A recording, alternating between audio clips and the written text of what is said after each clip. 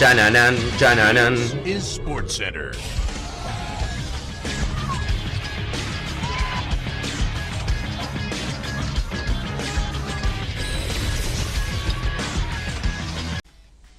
Terminó el partido de Boca y por fin puedo subir un video festejando. Boca le ganó 3-1 a Barracas en dos partidos que para mí se jugaron en los 90 minutos. Un partido fue el primer tiempo, otro partido fue el segundo tiempo. El primer tiempo te daba la sensación de que si estabas arriba de algún edificio, octavo o noveno piso, te tirabas de cabeza. El segundo tiempo te da la sensación de que Boca es un equipo serio. Vamos a comenzar obviamente por el principio. Rarísima la idea de Úbeda de sacar a Brian Aguirre, que está bien, no es una locura lo que juega, pero evidentemente por cualidades es un jugador que te abre la cancha, que te puede dar 1 contra 1, que te puede dar velocidad en una contra, y poner a Alarcón y poner a Palacios en las bandas. Dos jugadores sin la más mínima idea para jugar pegado a la raya, dos jugadores mucho más centralizados para jugar de forma asociativa, para jugar más por el medio. Dos jugadores sin 1 contra 1 y dos futbolistas que se iban a superponer con los 2-5 que ya tenía en Boca, que son Paredes y Milton Delgado, que ya vamos a hacer un capítulo aparte para el caso Milton Delgado, que es realmente de estudio, como no jugaba en Boca este chico. Obviamente en el primer tiempo Boca fue un espanto, porque Boca estaba jugando un partido en el cual Barracas se le cerraba y no tenía forma de entrarle por ninguna forma. O sea, realmente lo del primer tiempo era un chiste. Boca daba un pase al costado, Milton Delgado para Paredes, Paredes se la daba a Alarcón, Alarcón se la devolvía a Milton Delgado se la daba a Paredes, Paredes se la daba a Palacios, Palacios se la devolvía a Paredes y así incansablemente hasta que en un momento Paredes, porque es el referente del equipo, porque es el jugador que quizás por cualidades y por jerarquía puede tomar esa decisión, intentaba un pase filtrado siempre de la misma zona, que era 3/4 hacia el medio, para que o Merentiel o Jiménez la puedan bajar, y en el primer tiempo al menos el 90% de esos pases terminaba en Jiménez o Merentiel en offside, que no tuvieron una buena primera parte, como tampoco habían tenido un buen partido frente a Belgrano. Boca había tenido la suerte, entre comillas, que en el primer tiempo le echan un jugador a Barracas. A los 14 minutos por doble amarilla echan a Iván Tapia, que honestamente, si en vez de doble amarilla hubiese sido roja directa, el VAR hubiese cambiado la decisión. Porque no era para roja, porque no le pega a Paredes. No era una jugada para roja, se precipita el árbitro, no se da cuenta para mí que estaba amonestado o se olvidó. Y termina echando a Iván Tapia y eso cambia el curso del partido. O sea, si Barracas ya de por sí es un equipo que no propone tanto, imagínense con un tipo menos. Y encima, para colmo, a los pocos minutos, Insúa marca un golazo, que no hay que sacarle mérito a la gran pegada que tiene él, pero el arquero de Boca, como siempre, las mira, se tropieza, ve que la pelota va más o menos por ahí, y ni siquiera hace un tibio intento por sacarla. Lo de Marchesín es un papelón, es uno de los peores arqueros que he visto en Boca en los últimos años, y miren que por Boca han pasado arqueros muy flojos, no te salva nunca, y encima se complica en algunas fáciles. En el segundo tiempo, otro tiro de Insúa, que le va a las manos y la para con el pecho. Por suerte no había nadie de Barracas en el área porque, como les digo, con un tipo menos estaban muy metidos atrás. Pero era un rebote larguísimo, innecesario. Y lo mismo que pasó con Belgrano y lo mismo que ha pasado en muchos partidos.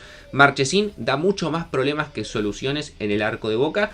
Y realmente, no digo que tiene que atajar a Bray contra River o contra Estudiantes, porque me parece que sería una locura exponerlo así al pibe si no lo pusiste en todo el año. Pero hay que pensar a partir del 2026 que Boca mínimo tiene que traerse un arquero y dejarse de joder con boludeces y poner cualquier cosa en el arco. Yo no digo que Marchesín estaba mal traído, porque la verdad es que es un arquero que tenía trayectoria, recorrido, selección argentina, gran rendimiento en Lanús, triunfó en su momento en el fútbol europeo, en Porto era titular, pero está claro que lo que ha demostrado en Boca no está a la altura, y si no rinde es un puesto demasiado sensible para estar dejando un jugador y dándole tiempo a crecer. No es un chico que tiene que mejorar, tiene 36, 37 años. Ya lo que te mostró es que no está a la altura de Boca. Marchesín se tiene que ir. Ni siquiera quedarse para suplente. Boca tiene que deshacerse de Marchesín porque no sirve. Y además te das cuenta en la cara de Marchesín, te das cuenta ya en cómo se mueve, en los gestos que tiene, que el tipo está con la cabeza metida en que constantemente es criticado y que está expuesto a muchos errores o malas actuaciones de él que han terminado condicionando el equipo, y para mí eso también lo condiciona a un arquero que para mí no era malo, pero que Boca se lo ha comido. Sacando eso, en el primer tiempo, como les decía, Boca prácticamente no generó nada. La única clara realmente fue un centro muy bueno de Merentiel para un cabezazo de Jiménez que insólitamente le erra al arco. Parecía una tarde más de esas de Giménez que le sale absolutamente todo torcido. Pero en el segundo tiempo Úbeda se dio cuenta del pésimo planteo que había hecho. A ver, se daba cuenta un chico de 5 años, no era muy complicado. Y cambió, sacó a Alarcón, que era obvio que había que sacarlo, no servía para nada, no había generado nada. Y lo mete al Chango Ceballos, que había entrado muy bien contra Belgrano. Y yo tengo que decir algo de Ceballos. Para mí es un jugador que después de lo que había pasado con Oakland en el Mundial de Clubes, que se tira a los 15 minutos y se va, y daba la sensación que no tenía nada, para mí no tenía que volver a jugar con la camiseta de Boca. Lo volvieron a poner, y la verdad es que hoy en día es el único jugador que te da la sensación que en Boca puede cambiarte el destino de un partido. Más allá de que se le dieron 1500 oportunidades y que vuelvo a repetir, después del Mundial de Clubes para mí no debería haber vuelto a jugar con la camiseta de Boca. Hoy, en este desastre que es Boca, en esto que te ofrece tan poco, Ceballos es la única luz de esperanza de que Boca puede llegar a generar algo distinto. Y en el segundo tiempo pasó eso, una jugada en la cual no fue una buena jugada, ¿no? Pero se llevan todo puesto, Ceballos choca, Giménez pelea y demás. Termina quedándole a Milton Giménez para definir. No fue una gran atajada tampoco del arquero, pero Milton Giménez define y la pelota va al medio y Marcos Ledesma no tiene la mejor respuesta, entonces termina marcando el 1-1 y ya con el empate se abrió el partido. La verdad que Boca empezó a encontrar muchos más espacios, Ceballos fue muy importante, vuelvo a decir.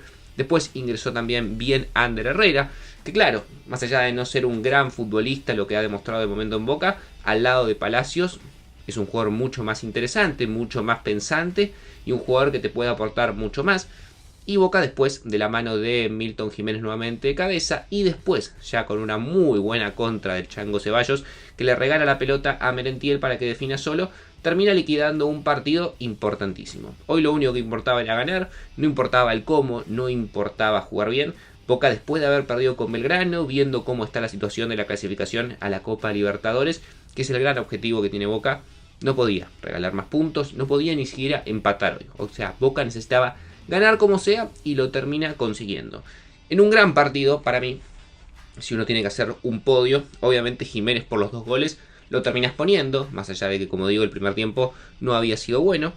Obviamente al Changuito Ceballos que ingresó y jugó un gran partido, unos segundos 45 minutos muy importantes para que Boca pueda empatarlo y darlo vuelta, lo tenés que poner en el podio, pero sobre todas las cosas para mí fue un partido espectacular de Milton Delgado. No solamente en la recuperación, que muchos quizás siempre lo asocian a esa faceta, sino también a la hora de distribuir y crear juego. No erró un pase Milton Delgado, dio muy buenas asistencias, varios pases de los que normalmente hace Paredes, que no había estado fino, sobre todo en el primer tiempo. Paredes intentó muchas pelotas filtradas por arriba que se iban directamente afuera. Bueno, Milton Delgado intentó esas mismas pelotas y fue mucho más preciso que el jugador de la selección y creo que evidentemente es un jugador que no puede salir más del equipo. No sé cuándo se recupere Bataglia cómo lo van a armar, no sé qué va a ocurrir en ese momento.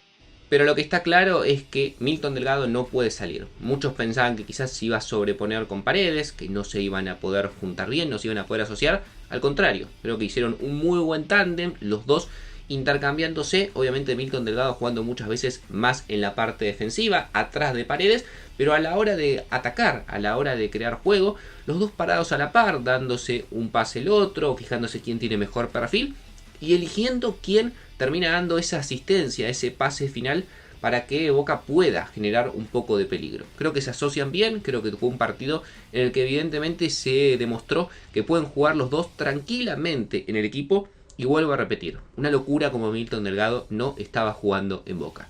Sacando esa parte, la positiva obviamente, lo negativo es lo que dije antes, Marchesín no puede volver a atajar a partir del 2026 en Boca. Ahora es muy difícil sacarlo porque no tenés un recambio de garantías. Bray cuando le tocó tocar con Central no estuvo a la altura, se termina comiendo un gol olímpico.